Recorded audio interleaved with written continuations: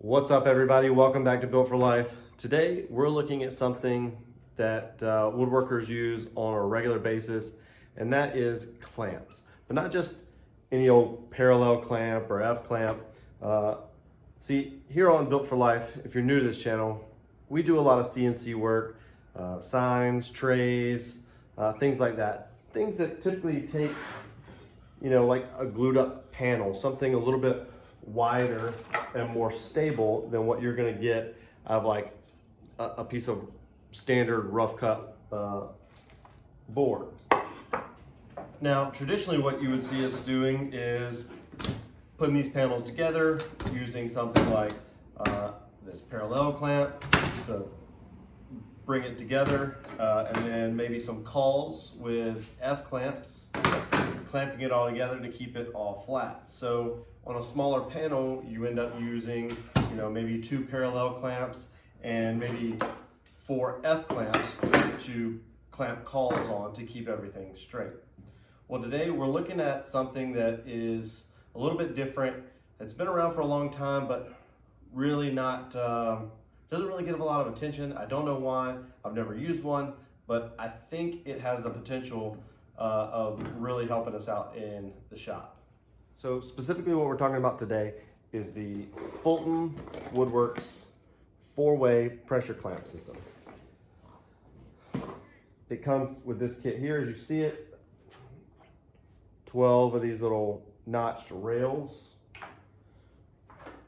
2 of these non-adjustable end pieces, and 2 of these clamping end pieces. It also comes with these plastic guards for the clamping side to not mar up your wood, and hardware to attach all that to pieces of wood. So the idea here is that you would have 2 straight pieces of wood at your desired length, and you would install these rails on the top and bottom. That these stops and the clamps kind of engage and hook onto. And the theory is that as you clamp tighter and that force goes this way, it also tries to close the distance here. And these will be on the tops of those pieces of wood, creating downward pressure. And if those boards are straight, it would essentially be your parallel clamp. And then this pressure here would be your caul. So it's essentially one clamp doing the work of a parallel clamp and 4 F clamps. So we're gonna try it out. We're not gonna use wood to build it. This kit comes as if you were going to use maybe hardwood that has been jointed straight, and that's how it's illustrated in the instructions. However, we're going to do something just a little bit different and hopefully better. All right, now if you're going to follow along and do this with us, the way I'm doing it is a little bit different from the kit. I'm not using wood. I'm not going to use the wood screws that they supplied. What I am going to use is this right here. So this is Unistrut or Super Strut. It goes by several different names. It's very common, especially in the electrical trade. It can be found at any hardware store, probably in the world. It's very common. And I'm using it for a couple reasons. I can wax it down, not dry glue off very easily. I don't have to worry about humidity shrinking and swelling it or warping it. It's always going to be straight, and yeah, I don't have the worries of a wood caul. So not included in the kit, the stuff that you're going to need to make this happen correctly are going to be some nylon cone nylon cone nuts, and what these are designed to be installed inside the Unistrut, and then like bolt bracketry or panels, electrical panels and stuff to the unistrut. We are going to use it to attach the rails to the back of the unistrut. So you're going to need 36 of those, and then the corresponding screws to go with it. So I bought the 1/4-20 cone nuts for the unistrut, and I have bought 1.25 inch 1/4-20 flush machine screws to go with it. So those 1/4-20 machine screws screw right into the unistrut nut, and they work perfectly because it's almost like they planned it this way. They fit perfectly in the rails. The holes are already the right size, and it's perfect, minimal drilling.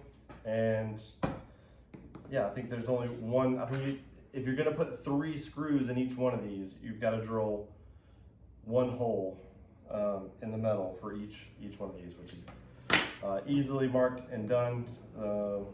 So these unistrut sticks come in 10-foot sections. I've taken my 10-foot section and cut it into 4 30-inch sections. So this will be a 30-inch clamp.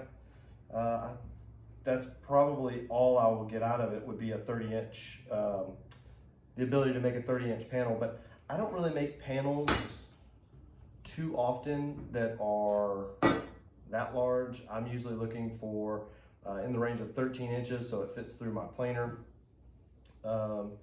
And a lot of times I design stuff to that. If I do go larger, then it doesn't really matter because I will flatten it on the CNC.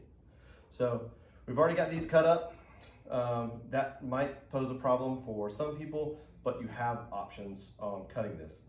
It could be as simple as a hacksaw, a blade, a different blade in your skill saw, or if I'm gonna have my tool of choice, I use an angle grinder with a cutoff wheel, and it works great. It doesn't need to be, we're not worried about the squareness here. It just needs to be cut at approximately 30 inches. These rails are actually gonna, move, or you'll have like room to move them around and tighten them up where you want them. So the squareness of this cut doesn't really matter. What does matter is the sharpness of these edges that you create when you do cut this, whether it be a hacksaw or a cutoff wheel. So I do recommend taking a file to all these edges and rounding them off to avoid cuts and boo-boos down the road. Either that or make sure you have Band-Aids in your shop. So, yep, I'm gonna get started. I'm gonna go ahead and clean these edges up and then start assembling. All right, so now that we've got all our edges cleaned up with the hand file, we're setting our layout up. And this is what it's gonna look like. For each piece of unistrut, you're gonna need 3 of these rails, and it will look like this. 1 on one end for the clamping side, and then 2 on the other end for the stopper, I guess would be a good way to call it. So basically this makes it adjustable. Now, these are gonna lay out so that the way I'm gonna lay these out is so 2 of the end 2 holes will fall into holes of the unistrut, and then the center hole will actually fall right in the middle between 2 of the holes. So I'm gonna mark center, mark where this hole's gonna go, and this one's gonna go, and this one's gonna go. Then I'm gonna mark center between these 2 holes, and then drill out my 1/4 inch hole for the screw. All right, so here's what the drilling operation is gonna look like. I've marked my space where the hole needs to be drilled. I'm gonna take my starter punch, line it up, give it a little divot, And then today I'm just using a step drill bit. I don't know, I think that's what I always call it. And then I'm just gonna run this up to 1/4 of an inch.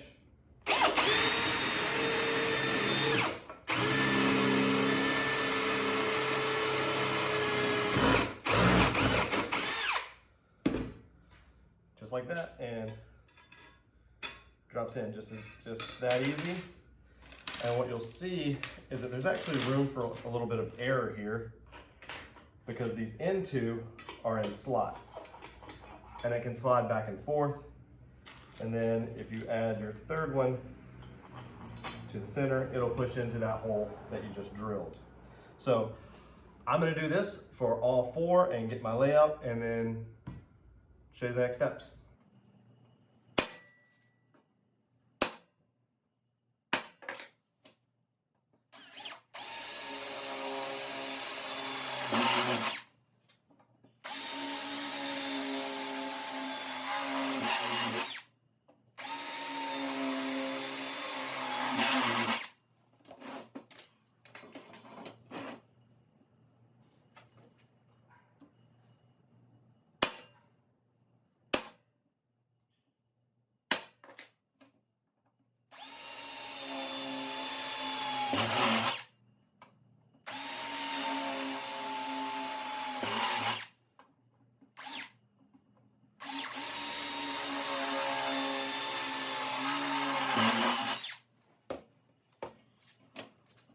So as you can see, that was all pretty fast. I think that took less than 2 minutes a piece, so maybe a minute a piece to drill all those out. And next thing we're gonna do is take a look at bolting the rails on. All right, so for just a second, I wanted to talk to you about these cone nuts and how they're intended to be used and how we're gonna use them. So they're intended to be used for fast installation for electricians to just drop in place and rotate and done. They have these tapered corners to allow it to spin into place, but only that 1/4 of a turn, allowing you to put the bolt in that you're going to be using or bolting to, whatever you're bolting to, and then use it. It's not necessarily designed to go on this bottom side. So you have to be a little careful. You have to make sure that this cone side is facing your screw, because if you don't, it will just spin. So we're doing this a little bit counter. So I'm just gonna slide these in like that. And then as I tighten this up, it will hold itself in place. So now with the nut slid into the channel, and now I'm going to start all the way in, as deep in. That way it gives me less to slide the nut over. So I can put my rail in place, line it up with the nut, and go ahead and start it. And I don't tighten it up at this point. I'm just getting that one into place so that everything's held into place. Now what I'm going to do is I'm going to take this little screw and I'm going to put some Loctite. This is just blue Loctite, and you just need a little dot, a little dabble, do you? Then I'm going to line up this center hole, I think it's this way. And all this Loctite does, this is the blue Loctite, it's 242.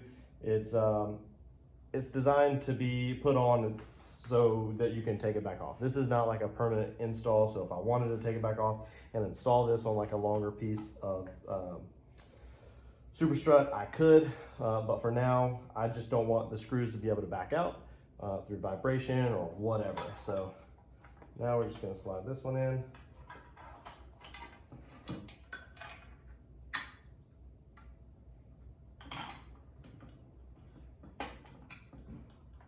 Get it into place.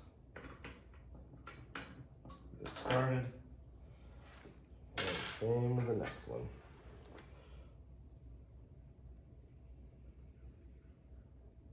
Oh, that's a lot.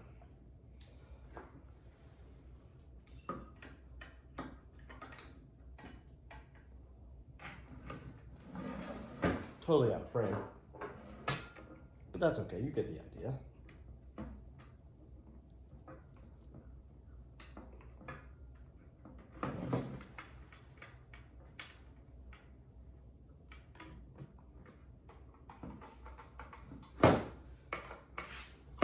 Now I'm just going to take the first one out. Put some Loctite on it and put it right back in place.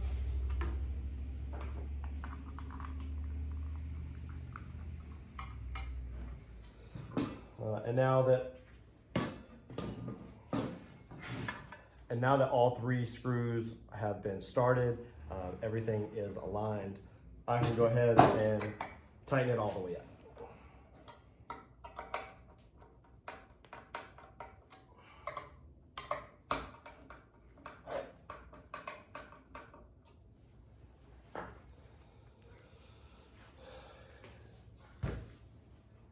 And there you have it. That's the first one, only 11 more to go. See you in a minute. Well, as you can see, we got it all assembled, and I had some great footage of me laying this panel in the clamp and gluing it up and putting it all together, and the YouTube learning curve strikes again. I lost that footage, and here we are. So I got everything assembled and put together, and as I put this clamp in, or put this panel in, I learned some pretty good stuff. You definitely want to do a dry layup and get your sizing for this figured out, which indentation you're going to want these clamps to go into, and make sure that they're in the same ones, the corresponding ones from top to bottom and from clamp to clamp, just so that everything squares up nicely and you have equal pressure that is pushing on these rails and pushing on the clamps. So there is a learning curve as far as doing the glue up and laying everything in there and then feeding the top one through. But it is kind of nice to have just two clamps. It stands up really nice once I get it all done and put together. So if I want to, I can just go take this off the table, throw it over here in the corner, and it stands up like this pretty well on its own. Yeah, so far I think it's going to be a pretty big asset in the shop. And I'll give you a close-up view of how everything looks when it's all clamped up. But let's talk price. So is it worth the cost? So this clamping kit was $56. I'll put a link in the description. I got it on Amazon, sold by I think Peachtree Woodworks out of Georgia. So got here pretty quick, and then the Unistrut or Super Strut was $36 for that 10-foot piece, which gave me 4 30-inch pieces, and then about another $20 or so for the hardware. Well, all said and done, I'm in this probably $125, and for 30 inches, that's pretty good, I think. $125, 2 clamps, and it really works as 1, 2, 3, 4, 5, 6 clamps, kind of. When you consider 2 parallels and 4 F clamps to clamp your cauls. So that's pretty decent value. Now, Rockler makes their own set of this that are ready-made, and it can go up to clamp up to a 36-inch panel. And those are on sale right now, I think, for $100 a piece. And obviously, I'm still in these two for less than $200, which is obviously a kind of a plus.